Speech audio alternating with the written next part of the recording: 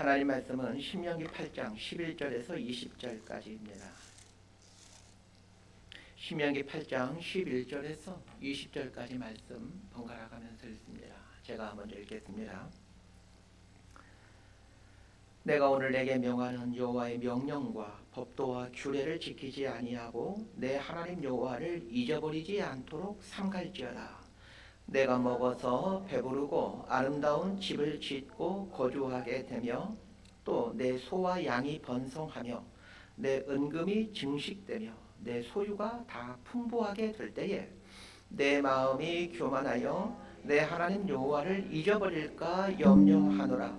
여호와는 너를 애굽 땅 종되었던 집에서 이끌어내시고 너를 인도하여 그 광대하고 위험한 광야 곧 불뱀과 전갈이 있고 물이 없는 간조한 땅을 지나게 하셨으며 또 너를 위하여 단단한 반석에서 물을 내셨으며 내 조상들도 알지 못하던 만나를 광야에서 내게 먹이셨나니 이는 다 너를 낮추시며 너를 시험하사 마침내 내게 복을 주려 하심이었느니라. 그러나 내가 마음에 이르기를 내 능력과 내 손의 힘으로 내가 이 재물을 얻었다 말할 것이라. 내 하나님 여호와를 기억하라. 그가 내게 재물 얻을 능력을 주셨음이라. 이같이 하심은 내 조상들에게 맹세하신 언약을 오늘과 같이 이루려 하심이니라. 20절까지 함께 읽습니다. 내가 만일 내 하나님 여호와를 잊어버리고 다른 신들을 따라 그들을 섬기며 그들에게 절하면 내가 너희에게 증거하노니 너희가 반드시 멸망할 것이라. 여호와께서 너희 앞에서 멸망시키신 민족들 같이 너희도 멸망하리니 이는 너희가 너희 하나님 여호와의 소리를 청종하지 아니함이니라. 아멘. 기도하고 말씀 전하겠습니다. 하나님 아버지, 왕이신 하나님 앞에 엎드립니다.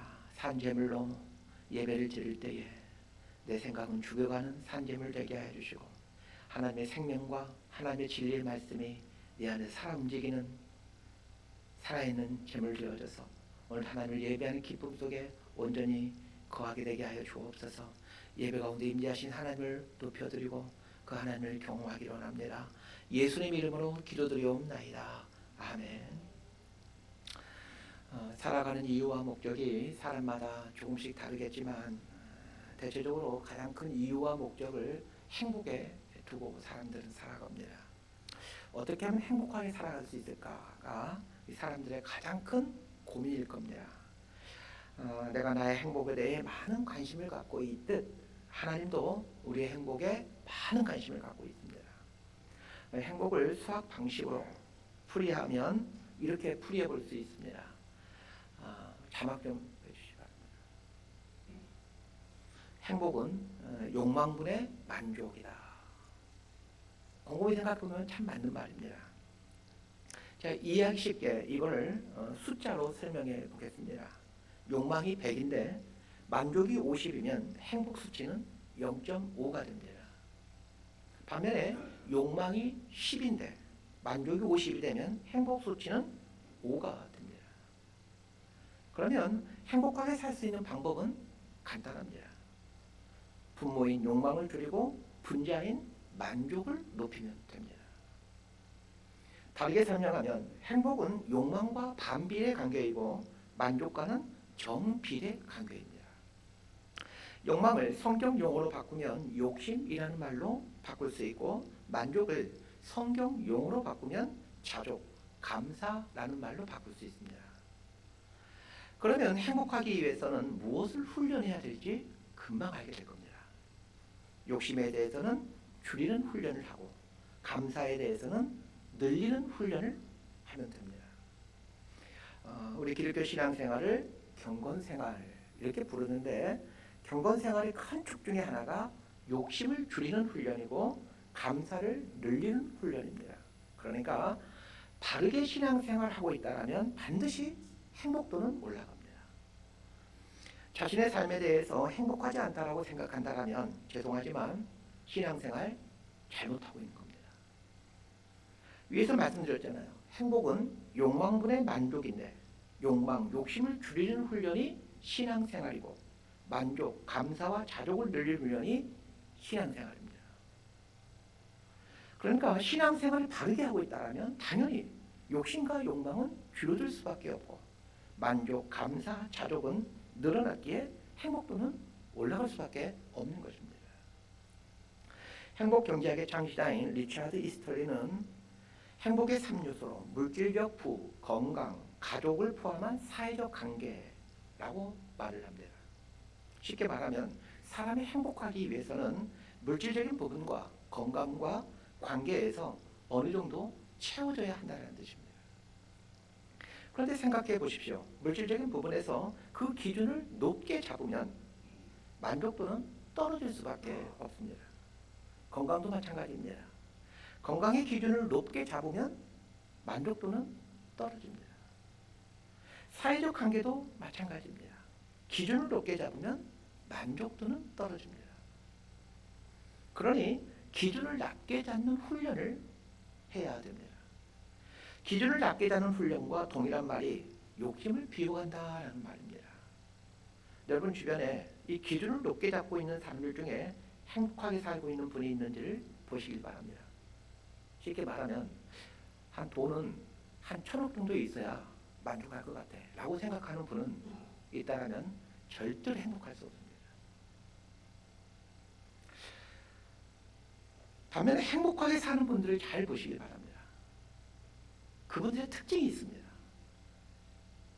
욕심이 많지 않다는 것입니다. 정리하자면 욕심을 비우는 훈련을 한 분들이 행복하게 살더라는 것입니다.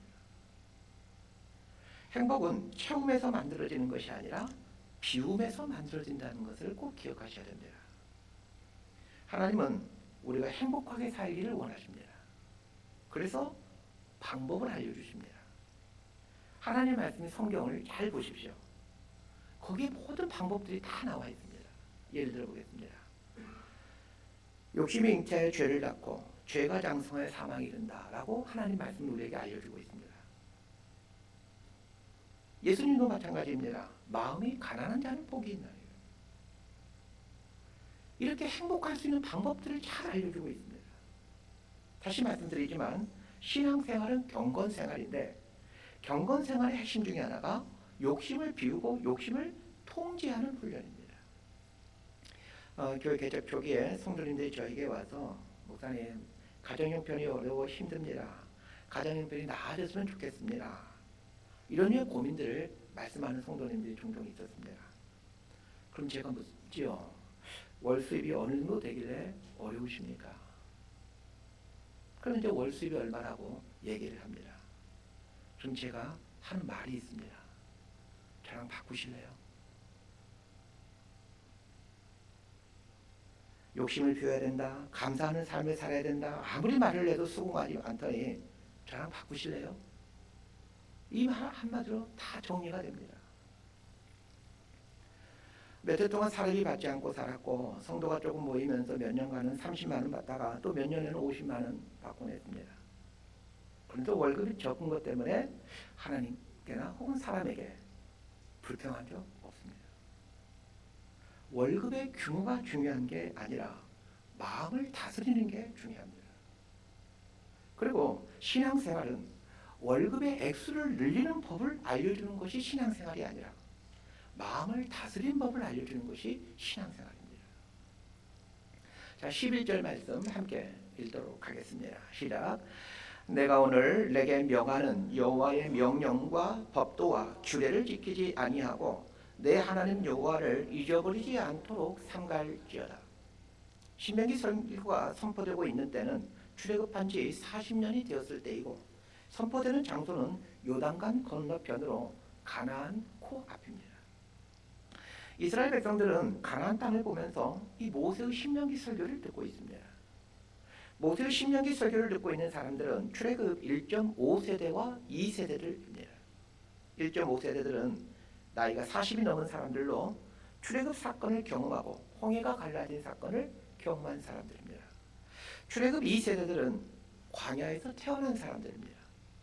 광야에서 태어났기에 비록 애굽에서 탈출했던 그 경험은 없지만 광야의 경험은 갖고 있는 사람들입니다. 40년 동안 광야에 살면서 부모로부터 또 주변 사람들로부터 수도 없이 그 애굽에서 있었던 10가지 재앙과 출애굽 사건, 그리고 홍해 사건, 그리고 만나의 쓴물이 단물로 바뀐 사건, 반석에서 물이 나온 사건에 대해서 들어왔고, 매일 아침이면 하늘에서 내리는 만나를 직접 먹어왔습니다.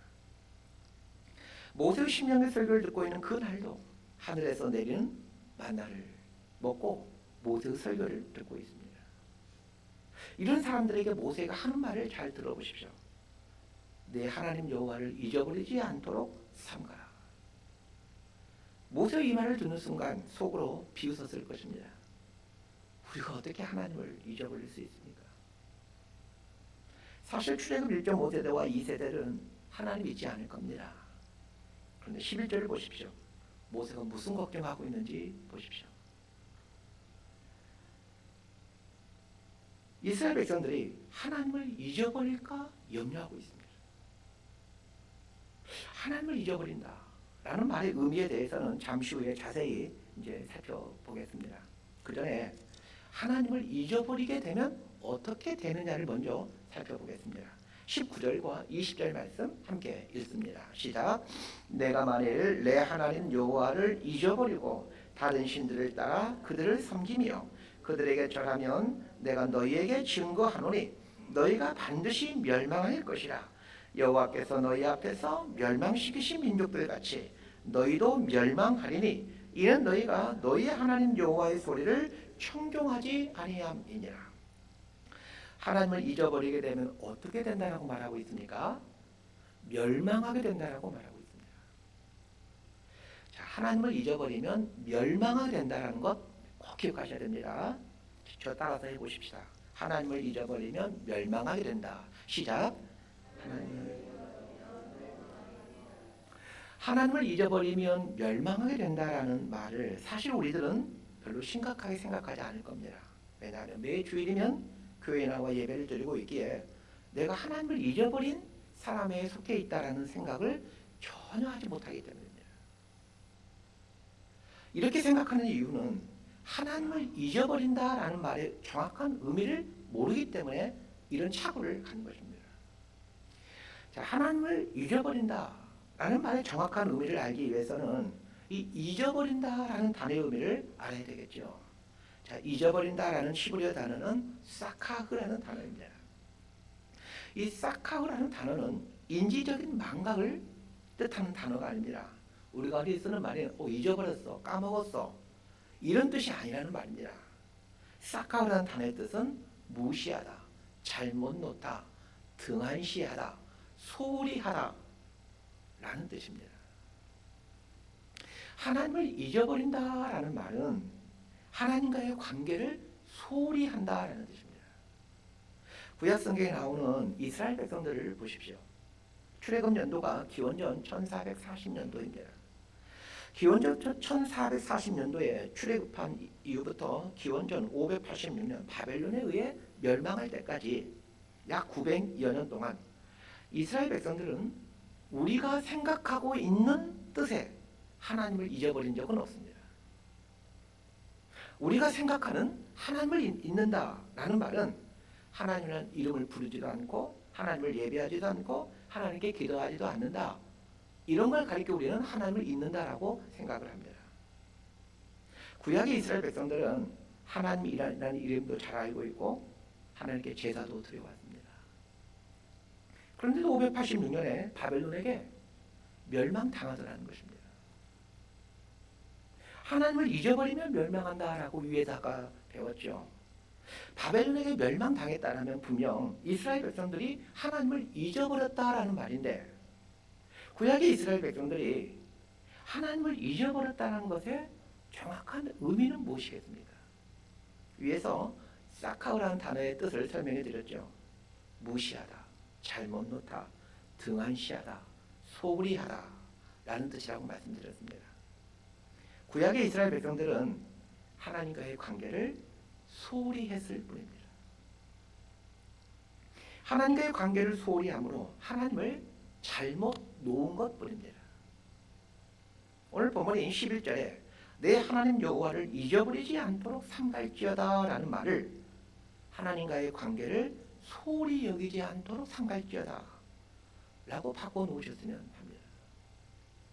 하나님과의 관계를 소홀히 여기는 것, 그래서 하나님을 잘못 놓는 것, 이것이 하나님을 잊어버리는 것이다 라는 것을 꼭 기억하시면서 사셔야 됩니다.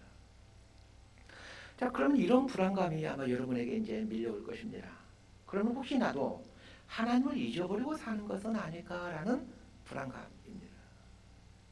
제 설교를 듣기 전에는 내가 하나님을 잊어버리는 사람에 속했다는 생각을 전혀 하지 못했는데, 이제 제가 하나님을 잊어버린다는 말의 의미를 설명해 드리고 그 설명을 듣다 보면, 그럼 혹시 내가 하나님을 잊어버린 사람은 아닐까 라는 그 불안감이 몰려오셔야 됩니다.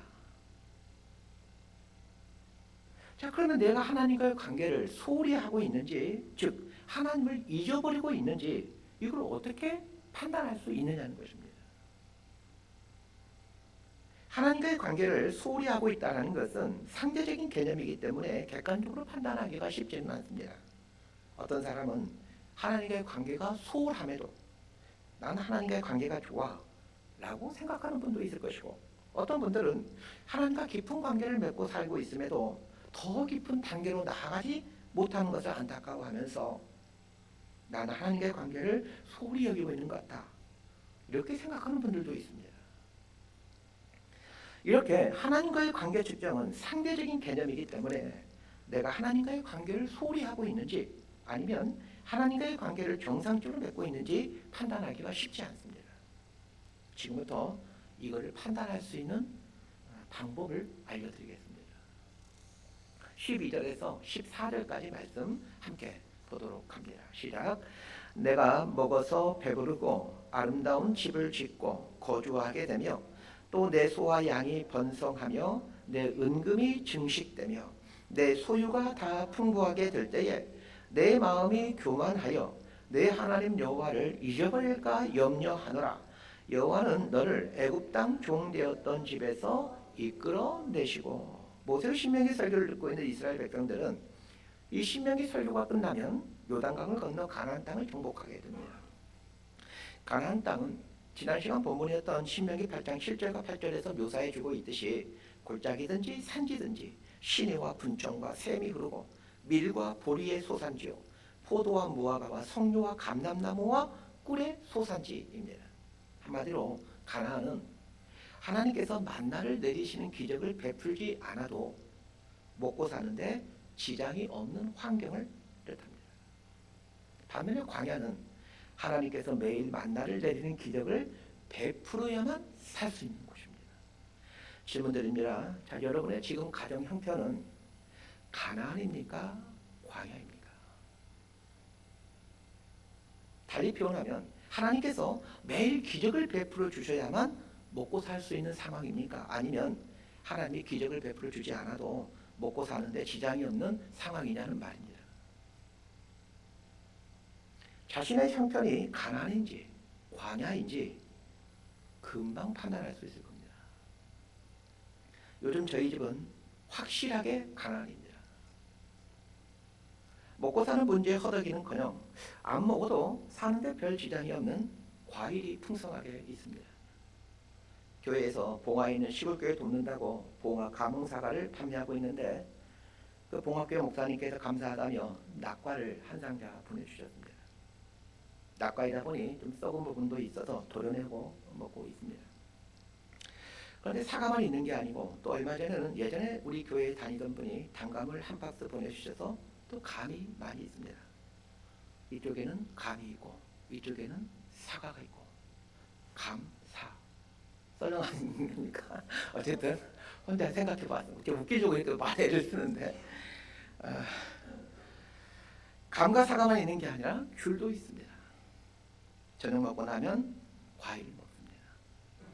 불과 몇십 년 전 중학교에 다닐 때 11월, 12월 요맘때쯤이 되면 저녁 먹고 나서 종종 무를 먹었습니다. 무 먹으면서 텔레비전 보곤 했는데 텔레비전 드라마 속에 나오는 사람들은 저녁을 먹고 나면 꼭 과일을 먹고 있었습니다. 무를 먹고 있는 드라마는 한 번도 본 적이 없습니다. 저는 제가 저녁 먹고 나서 과일 먹으며 살게 될 줄 생각하지 못했습니다. 그런데 저희 집만 이렇게 사는 게 아닐 겁니다. 분명 가난입니다. 그런데 이 가난의 풍성한 삶을 살게 되면 자신도 모르게 생기는 게 있습니다. 14절에 내 마음이 교만하여 라는 말처럼 마음이 교만해집니다. 마음이 교만해진다라는 말은 마음이 높아진다라는 말입니다. 자, 위에서 잊어버린다는 히브리어 단어가 사카우라는 단어이고 그 단어의 뜻 중에 하나가 잘못 놓다라는 뜻이 있다라고 말씀드렸죠. 마음이 교만해진다라는 말은 마음이 있어야 될 곳에 있지 않고 있어서는 안 될 곳에 있게 된다라는 말입니다. 마음이 있어야 될 곳에 있지 않고 잘못된 곳에 놓여지게 되면 하나님을 점점 잊어버리게 됩니다. 여기서 하나님의 고민이 시작됩니다. 하나님은 우리에게 가난을 주시고 싶어 하십니다. 우리가 행복하게 살기를 원하셔서 매일 만나를 구해야만 되는 광야가 아니라 만나를 구할 필요가 없는 젖과 꿀이 흐르는 가난을 주고 싶어 하십니다. 그런데 우리는 가난의 환경에 처하게 되면 마음이 높아집니다. 마음이 높아지면 하나님과의 관계를 소홀히 하게 됩니다. 그런데 하나님과의 관계를 소홀히 하는 것이 하나님을 잊어버리는 것인데 하나님을 잊어버리게 되면 멸망하게 됩니다. 이것이 구약의 이스라엘 역사입니다. 여러분이 하나님이시라면 어떻게 하시겠습니까? 하나님께서 이스라엘 백성들을 40년이나 광야에서 걷게 하신 이유가 있습니다. 광야를 걸으면 마음이 광야가 되어갑니다. 광야는 텅 빈 곳, 비어있는 곳입니다. 광야는 비어있는 곳이기에 광야에 살다 보면 마음이 비워져 갑니다. 내가 가지고 있는 것이 아무것도 아니라는 것을 배워가고 내가 가지고 있는 것이 모두 하나님의 선물이라는 것을 배워갑니다. 이것이 광야이죠. 그러나 풍족하게 되면 마음이 높아지면서 내가 가지고 있는 것이 내 것이라는 생각을 하게 됩니다. 그러면서 다른 사람들에게 주어진 것들이 나에게 주어진 것보다 많다는 생각을 하게 됩니다. 이 생각이 드는 순간부터 하나님과의 관계가 점점 소홀해집니다. 그래서 하나님은 우리 삶이 하나님과의 관계가 소홀해질 때 우리 삶에 광야를 허락하십니다. 광야를 허락하셔서 다시금 마음을 낮춰가도록 인도해 가십니다. 우리 삶에 종종 광야가 펼쳐진 이유가 이것 때문입니다. 마음을 낮추게 하여 하나님을 두어야 할 곳에 두도록 하기 위함입니다. 그리고 실제로 광야를 거치면서 신자들은 하나님을 두어야 할 곳에 두는 삶으로 점점 깊어져 갑니다. 광야라는 히브리어 단어가 미드바르라는 단어인데 이 미드바르라는 단어는 다바르라는 말에서 파생됩니다. 다바르라는 말은 말하다라는 뜻입니다. 광야는 하나님이 말씀하신 곳이라는 뜻입니다. 풍족한 가난에 살다 보면 마음이 교만해져서 낮은 곳에 임하는 하나님의 말씀이 들려오질 않습니다. 그래서 하나님의 말씀이 들려오도록 우리 삶을 광야로 인도하셔서 마음을 낮추어 가심으로 하나님의 말씀을 듣게 하는 것입니다. 그런데 사람들은 어리석어서 인생의 광야가 펼쳐지게 되면 왜 나에게 이러냐고 불평합니다. 신자의 삶에는 종종 광야가 펼쳐집니다. 물질의 광야라든지 건강의 광야라든지 관계의 광야라든지 다양한 형태의 광야가 펼쳐집니다. 영성이 깊은 분들은 인생 광야를 광야 학교라고 표현하기를 좋아합니다. 학교는 언제 끝날까요? 졸업을 해야 끝이 납니다. 인생 광야를 빨리 졸업하는 방법을 알려드리겠습니다. 광야라는 히브리어 단어의 의미를 설명하면서 하나님의 말씀이 들려지는 곳이라고 설명해 드렸죠. 광야에 들어갔다라고 생각이 드시거든 얼른 마음을 낮추어 하나님의 말씀이 들려지게 하십시오. 하나님께서 당신의 자녀들에게 물질의 광야, 건강의 광야, 관계의 광야를 허락하신 이유는 풍성한 가나안에서는 마음이 교만해져서 말씀을 듣지 않게 마음을 낮추어 말씀이 들려지도록 하기 위함입니다. 광야로 인도하시는 목적이 하나님의 말씀을 듣도록 하기 위함입니다. 그러면 광야를 빨리 나올 수 있는 비결이 무엇이겠습니까? 하나님의 말씀이 들려지게끔 마음을 낮춘 것입니다. 그런데 대부분의 신자들은 어떻게 합니까? 불평과 원망하면서 광야에서 들려주신 하나님 말씀을 듣지 않습니다. 그렇게 함으로 광야 기간을 늘려갑니다. 참 어리석은 삶이죠. 최근에 한 목사님의 책을 읽다가 이 안식일에 대한 아주 깊은 통찰을 하나 얻게 되었습니다. 안식일은 오늘날 주일이라고 생각하시면 됩니다. 안식일과 관련하여 깨달은 통찰은 안식일은 광야를 훈련하는 날이라는 것입니다. 자, 한번 자막에 써놨는데 함께 읽어보십시다. 시작. 안식일은 광야를 훈련하는 날이다. 주일은 광야를 훈련하는 날입니다. 안식일을 주신 이유는 일주일에 한 번씩 광야 훈련을 함으로 계속해서 가나안의 풍성을 누리는 삶을 살도록 해주기 위함입니다. 가나안에서 살다 보면 자칫하면 하나님을 잊어버리기에, 하나님과의 관계를 소홀히 하기에 일주일에 한 번씩 광야 체험을 하게 하므로 가나안의 풍족한 삶이 지속되도록 한다는 것입니다. 그 책의 일부를 제가 그대로 읽어드리겠습니다. 안식일이란 샤바트라는 말의 번역어이다. 아카드어로 신의 심장이 쉬는 날이라는 뜻의 샤파투에서 유래된 이 용어는 쉼이 단순한 휴식이 아니라 신의 리듬 속에 잠기는 날임을 암시한다. 유대인들의 안식일 계명은 해야 한다와 하면 안 된다는 계명으로 구성되어 있다. 안식일에는 무엇보다도 즐거워해야 한다.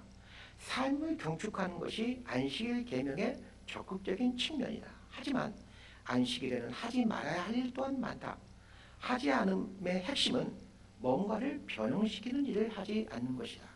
하나님은 우리가 일주일 중 하루는 일체의 인위적인 일들을 그치고 온전히 하나님의 창조의 리듬 속에서 살기를 원하신다. 그럴 때 비로소 사람은 겸허해진다. 뭔가를 해야 한다는 강박관념으로부터 해방될 수 있다. 안식일이란 말 그대로 숨을 가지런히 하는 것이다. 숨이 가지런해질 때 밖으로 향했던 시선은 내면을 향하게 되고 비로소 성찰이 시작된다. 안식일이 우리의 시선을 내면으로 향하게 하여 성찰이 시작된다라고 말을 합니다. 성찰이란 무엇입니까? 내면에서 들려온 소리를 듣는다라는 말입니다. 안식일은 이 내면에 들려오는 소리를 듣는 날입니다. 여러분은 주일마다 내면에서 들려오는 이 소리를 듣고 있습니까? 광야가 어떤 것입니까? 밖으로 향했던 시선을 내면으로 향하게 하여 성찰함으로 하나님의 음성을 듣는 것입니다. 그런 면에서 광야 안식일이 깊은 연관성이 있다는 것을 알게 됩니다. 안식일도 그렇고 광야도 그렇고 하나님을 제자리에 갖다 놓는 훈련을 하는 시간이요 공간입니다. 여러분 주일이 광야를 연습하는 날입니다. 주일마다 이 하나님의 소리를 듣고 하나님을 제자리에 갖다 놓는 습관을 기르십시오. 그래야 가나안의 삶이 계속됩니다. 그러나 많은 신자들은 그냥 몸만 주일에 교회에 옵니다. 그리고 안식일 지켰다고 생각하죠. 그런 게 아닙니다.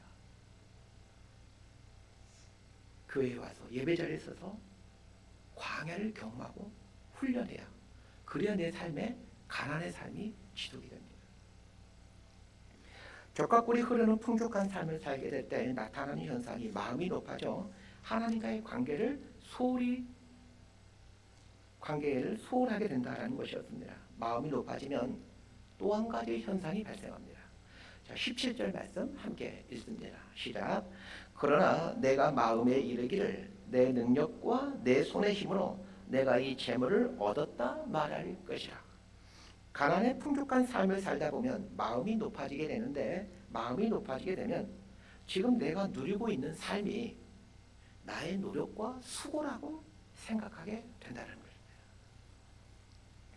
내가 누리고 있는 삶이 나의 노력과 수고 대가이다 라고 생각하고 있다면 하나님을 잊어버리고 살고 있다는 증거가 된다는 겁니다.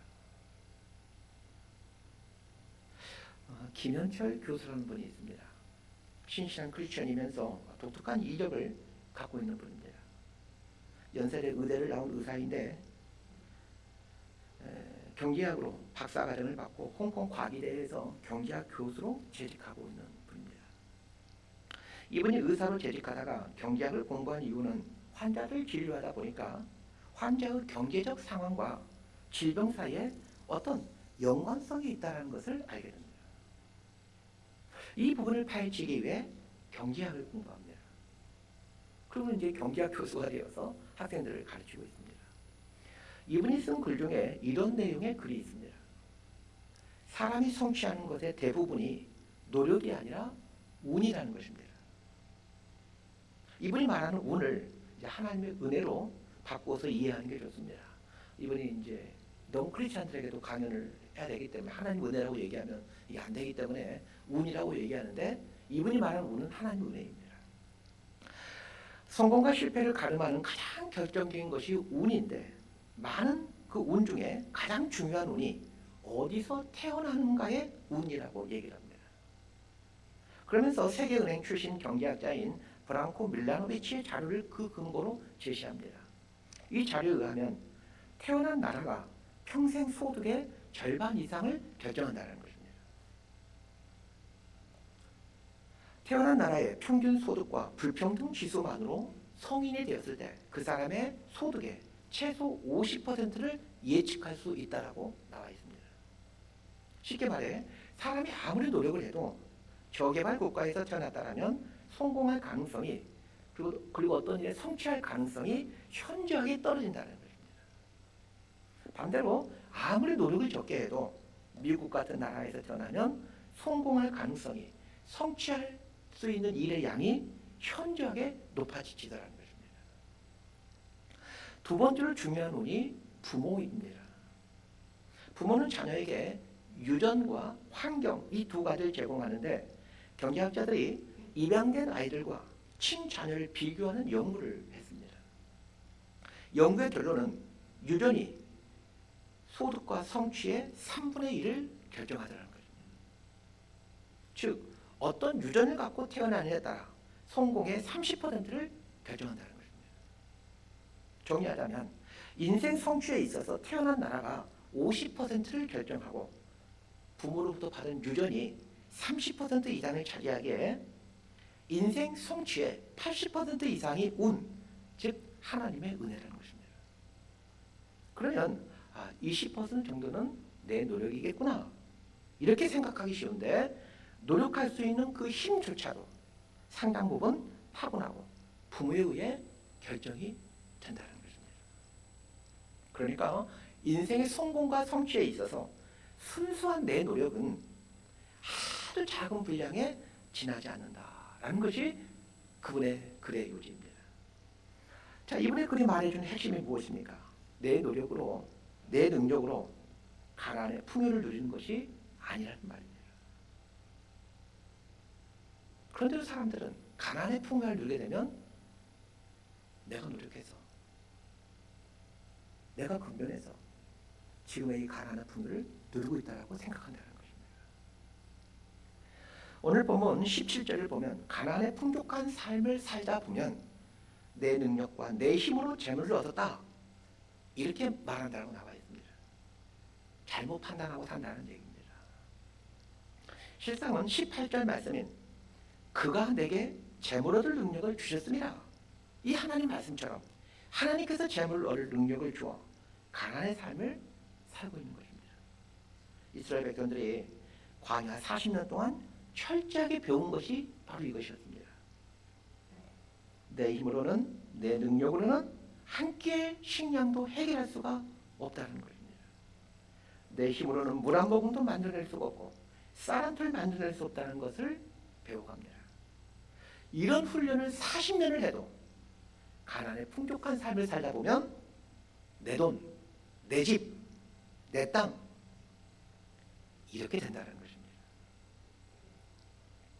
17절 말씀인 내 능력과 내 손의 힘으로 내가 이 재물을 얻었다 말할 것이다 라는 말을 지금 우리들의 표현으로 바꾸면 내가 번 돈이다 이 말로 바꿀 수 있습니다. 그런데 우리들 대부분이 내가 번 돈이다 이렇게 생각하며 살고 있지 않습니까?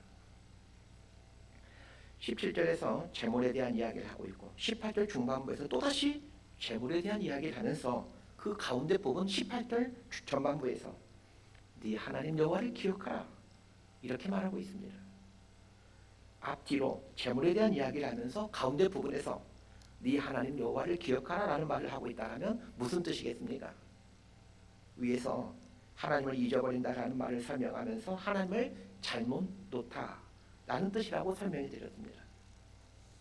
하나님을 잊어버린다라는 말의 의미가 하나님을 잘못 놓다라는 뜻이라면 하나님을 기억한다라는 말의 의미는 하나님을 바르게 놓는다라는 뜻입니다. 재물에 대해서 어떤 생각을 갖고 있느냐에 따라 하나님을 잊어버리는 삶을 살고 있는지 하나님을 기억하는 삶인지 판가름한다는 말입니다. 단적으로 말하면 내 노력과 내 수고로 번 돈, 내 능력으로 번 돈 이렇게 생각하고 있고 이렇게 행동하고 있다면 하나님을 잊어버린 것이 됩니다. 심각하죠. 질문 드리겠습니다. 여러분은 하나님을 잊어버린 삶을 살고 있습니까? 아니면 하나님을 기억하는 삶을 살고 있습니까? 요즘 다니엘 기도의 기간입니다. 해마다 다니엘 기도회 때는 제 개인적으로 늘 겪는 일이 있습니다. 한 번도 어김없이 이런 일이 일어납니다. 다니엘 기도회 강사님들 중에 장로님이나 집사님들이 강사로 종종 나옵니다. 목사님이 강사로 나올 때는 사실 별로 기대를 하지 않는데 장로님과 집사님이 나오면 저는 흥분이 됩니다. 이번에도 선한 목자 병원장이신 이창호 장로님 말씀을 들으면서 제 심장이 고동칩니다. 그 장로님이 병원 운영하시면서 그 가난한 나라의 아이들을 데리고 와서 고쳐준 일을 하시는데 많은 비용이 들어갑니다. 그 장로님 간증 들으면서 마음 안에서 요동칩니다. 내가 사업을 해서 돈을 벌어 장로님 돈은 필요한 만큼 드릴 테니까 많은 아이를 고쳐주십시오. 이런 마음이 솟구쳐 오릅니다. 며칠 전에는 손정희 장로님이 간증을 했습니다. 그분 간증을 들으면서도 동일한 감정을 느낍니다. 70이 넘은 할머니 장로님인데 중학교 졸업밖에 하지 못했지만 와플을 팔아서 큰 기업을 만들어 선한 일들 하는 것을 보면서 또 가슴이 요동쳐 옵니다. 아유, 목사 되지 말고 사업을 했어야 되는데 이 생각이 며칠 동안 합니다. 매마다 합니다. 그렇다고 지금 와서 목회를 그만두고 사업을 할 수도 없고 해마다 다니엘 기도할 때 이런 분들의 간증을 들을 때마다 이 마음에 막 그런 감정들이 솟구쳐 오는 것을 경험하면서 제 마음에 어떤 확신이 생겼습니다. 나를 통해서 이런 일을 하시려는 게 아니라 내 자녀를 통해서 이런 일을 하시겠구나 라는 확신입니다. 제가 종종 설교 중에 우리 아들 참 잘 될 거다 라는 말 한 거를 아마 여러분 들으셨을 겁니다. 부모로서의 소원이나 꿈을 말하는 것이 아닙니다. 제 마음이 해마다 뜨거워지는 걸 보면서 목사인 나를 통해서는 현실적으로 쉽지 않으니 자녀를 통해 이런 일을 하시겠구나 라는 확신이 생깁니다. 하나님께서 우리 아이를 통해 내 심장을 고동치게 하는 이 흥분의 일을 할 수 있도록 하실 거다 라는 이 믿음이 생깁니다. 이런 생각을 하다 보면 빨리 나이 들었으면 좋겠고 우리 아이를 빨리 컸으면 좋겠다 생각이 듭니다. 성경을 가르친 일을 해오면서 분명하게 깨닫는 것이 있습니다. 하나님이 계셔야 될 곳에 두고 사는 인생은 하나님께서 반드시 복을 주시고 은혜를 주신다는 것입니다. 그런데 신앙생활 한다라는 것이 하나님이 계셔야 될 곳에 두는 삶을 사는 것 아닙니까? 그게 신앙생활 아닙니까? 말씀 정리합니다. 대학생 때 수련회 오신 한 강사님의 말씀이 수십 년 지난 지금도 잊혀지지 않고 기억에 남아 있습니다. 그 강사님께서 어떤 글을 하나 인용해 드렸는데 그 인용한 글이 잊혀지지가 않습니다. 인터넷에 검색해 보면 나와 있는 글입니다. 제목이 하나님은 3등입니다 라는 글입니다. 제가 글을 그대로 읽어 드릴게요.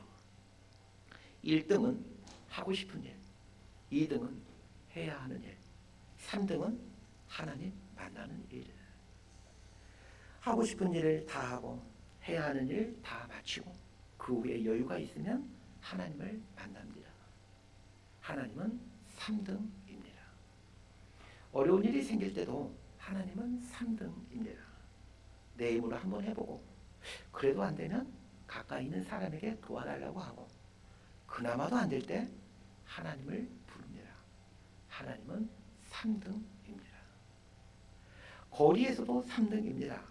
내게 가장 가까이 있는 것은 내 자신, 그 다음은 내 마음을 알아주는 사람, 그 다음에야 저 멀리 하늘에 계신 하나님이십니다. 그런데 말입니다. 하나님께 나는 1등입니다. 무슨 일이 있어도 내가 부르기만 하면 도와줍니다. 내가 괴로워할 때는 만사를 제쳐놓고 달려오십니다. 아무도 내 곁에 없다 생각될 때는 홀로 내 곁에 오셔서 나를 위로해 주십니다. 나는 하나님께 언제나 1등입니다. 나도 하나님을 1등으로 생각했으면 좋겠습니다. 만사를 제쳐놓고 만나고 작은 고비 때마다 손을 꼭 붙잡는 내게 1등으로 가까이 계신 하나님이셨으면 좋겠습니다. 내게 1등이신 하나님을 나도 1등으로 모시고 싶습니다.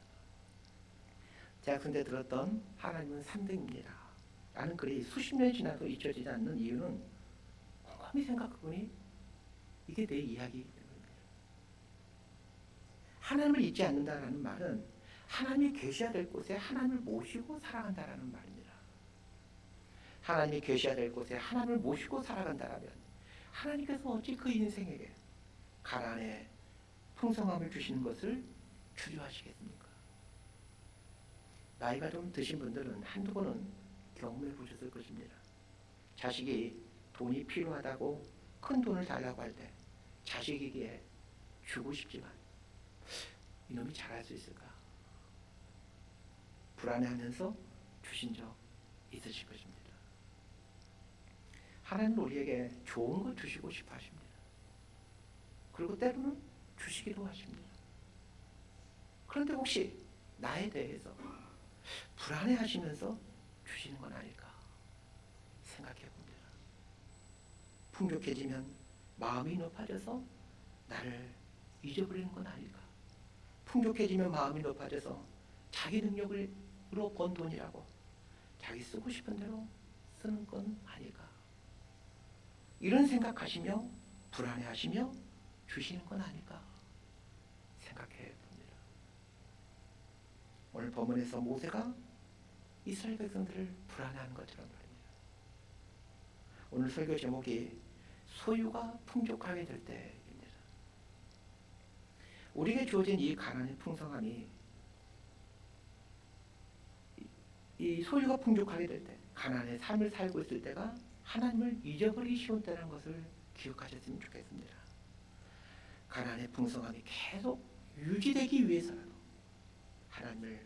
하나님이 계셔야 될 자리에 두고 살아가게 되기를 진심으로 소망하고 부탁드립니다. 기도하겠습니다. 하나님 아버지, 지금 우리의 삶의 자리가 가나안입니다. 먹을 것이 풍성하고 소유가 풍성한 가나안입니다. 이 풍요로움 앞에서 마음이 높아져 하나님을 잊어버리고 있는 것은 아닌지, 하나님이 계셔야 될 곳에 하나님을 두지 않고 하나님을 3등 자리에 두고 살고 있는 건 아닌지 돌아봅니다. 하나님은 우리에게 좋은 걸 주시고 싶어 하셔서 좋은 걸 주시고 나시는데 하나님께서 물가에 노는 아이 보듯 나를 그렇게 보시며 불안함과 염려함을 갖고 있는 건 아닌지 돌아봅니다.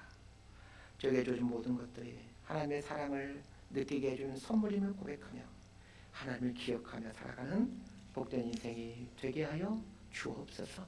예수님 이름으로 기도드리옵나이다. 아멘.